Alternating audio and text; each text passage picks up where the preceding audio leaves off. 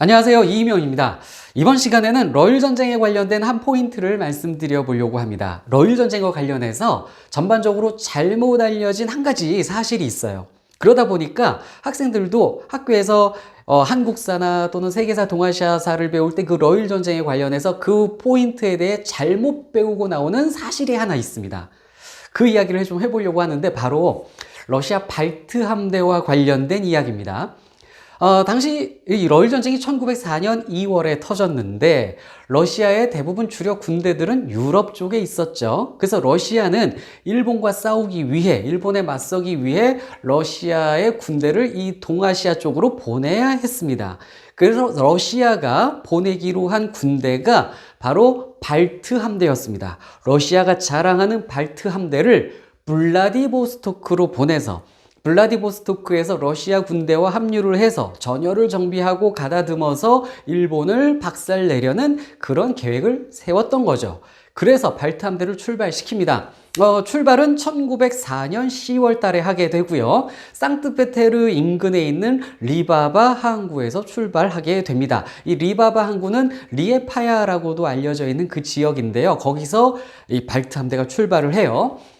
발트 함대를 이렇게 나눠요. 태평양 제1전단, 태평양 제2전단, 태평양 제3전단 이렇게 순차적으로 구분해서 파견을 하게 됩니다. 그런데 일반적으로 거기서 이제 출발을 한다고 하면 발트해를 지나 지중해를 또 지나서 수에즈 운하 통과해서 인도양 쪽으로 빠져서 아시아로 들어오는 게 정상적인 루트인데, 그런데 이때 러시아 발트 함대는 수에즈 운하 통과를 못하게 되지요. 바로 이 부분. 이 발트 함대가 수에즈 운하를 통과하지 못한 그 포인트에 대해서 전반적으로 어떻게 알려져 있냐면, 당시 러일 전쟁 그 기간에 영일 동맹이 맺어져 있는 상황이었고, 이 영일 동맹 관계에서 수에즈 운하를 운영하는 영국이 이 영일 동맹 때문에 러시아 발트 함대의 수에즈 운하 통과를 거부했다. 때문에 러시아 발트 함대가 수에즈 운하 통과를 못하고 아프리카를 삥 돌아 희망봉을 지나서 아시아로 오느라고 시간이 많이 걸렸다. 이렇게들 알려져 있고, 그렇게 많이들 또 학교에서 가르치시기도 합니다. 저도 예전엔 그렇게 가르쳤는데 제가 공부를 하고 팩트를 보니까 그게 아니더라고요.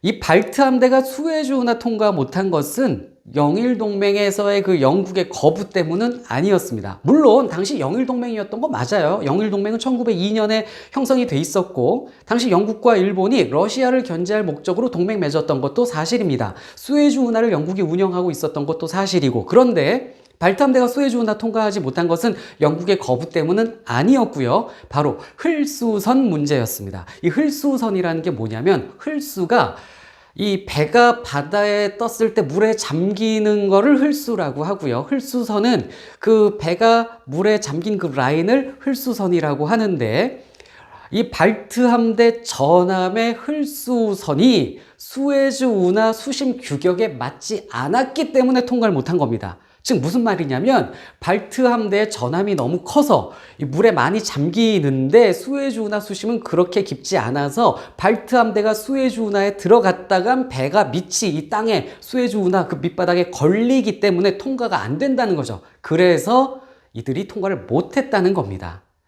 그래서 아까 제가 태평양 제1전단, 제2전단, 제3전단으로 발트 함대가 나눠서 출발했다라고 그랬죠. 제1전단, 제2전단에는 대형 전함들이 있었기 때문에 이 1, 2 태평양 전단은 수에즈 운하를 통과를 못했어요. 그런데 제3 태평양 전단은 대형 전함이 없었습니다. 그래서 이 발트 함대 중에 제3 태평양 전단은 수에즈 운하 통과를 했어요.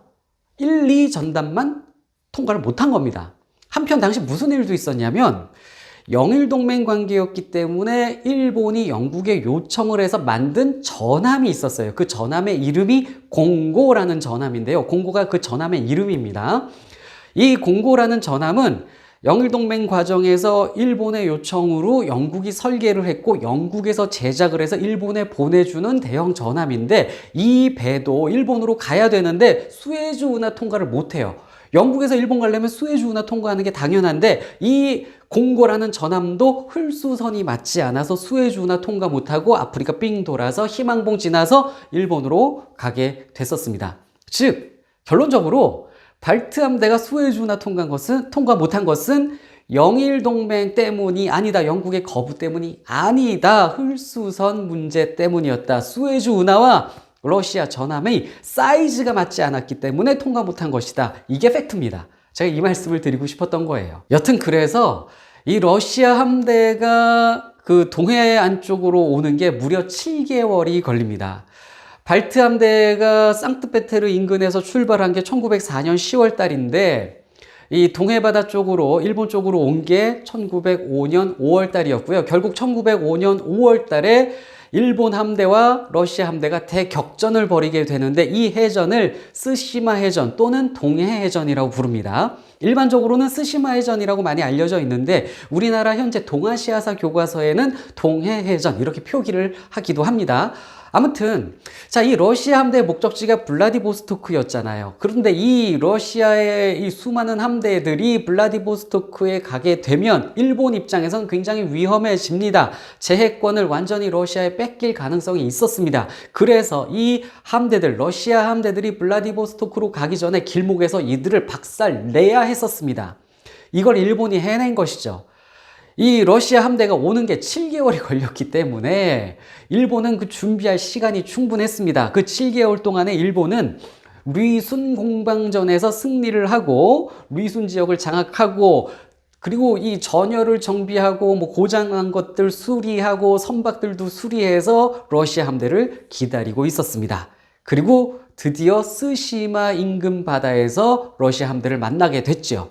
그래서 이 스시마 해전에서 압승을 하게 됩니다. 이 스시마 해전은 러시아의 참패, 일본의 대승이었어요. 어느 정도냐면 제가 이제 숫자를 못 외워서 좀 적었는데 러시아 전사자가 5,380명인데 일본인 전사자가 117명입니다. 엄청 차이가 많죠. 러시아 부상자가 5,917명, 일본은 부상자가 583명, 거의 10배 차이가 납니다. 러시아는 전함 6척이 침몰하고요. 기타 군함 15척이 침몰을 했는데 일본은 어뢰정 3척만 침몰당했습니다. 그리고 러시아의 6천여 명의 군인들이 포로가 되는 일본의 압승이었습니다. 그래서 이 대마도 인근 바다 그리고 동해바다 인근에서 일본이 이렇게 러시아를 러시아를 완전히 크게 꺾으면서 러일 전쟁에서 일본이 승리를 하게 되는 그런 중요한 장면이 바로 스시마 해전이었죠. 물론 이 러일 전쟁 때문에 우리의 역사는 또 점점 어둡게 되어가게 되는데 여튼 러일 전쟁에서 잘못 알려진 한 포인트 짚고 싶어서 제가 유튜브 영상으로 이렇게 만들어 봤습니다. 그래서 팩트를 잘 기억해 주시기 바랍니다.